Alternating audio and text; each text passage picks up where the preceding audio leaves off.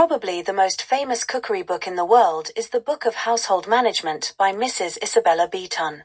The original version, produced in 1861, is of great value today in providing us with a very real picture of daily life in a middle-class Victorian family. This volume, first published in 24 monthly parts at 3d each, had taken young Mrs. Beeton 3 years of hard work to prepare. The book consisted of advice for the mistress, the housekeeper, cook, butler, footman, valet, and all the rest of the servants of a large household, as well as hundreds of recipes, each one of which Isabella tried herself before it was included in the volume. For over 100 years this book, brought up to date from time to time, has been of help to generations of women. Isabella Mason was born in Milk Street in the City of London in 1836. When she was only about 5 years old, her father, Benjamin Mason, died, leaving his widow, Elizabeth, with 4 young children to bring up alone.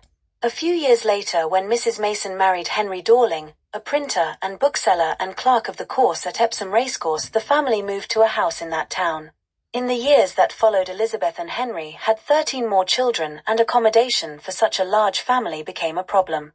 Fortunately, Henry Dorling was the sole lessee of the grandstand on the racecourse, and, as the stand was only needed for 2 or 3 weeks during the year for race meetings, Elizabeth suggested to her husband that some of the children should move in there with their grandmother to ease the congestion.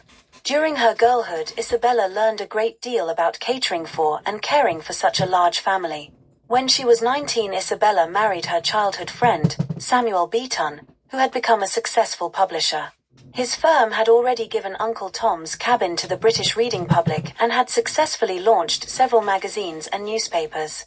One of these was the Englishwoman's Domestic Magazine, which contained articles on cooking, dressmaking, and gardening as well as fiction. Isabella was a great help to Samuel in this venture, writing on cookery and fashion and translating French stories for the magazine.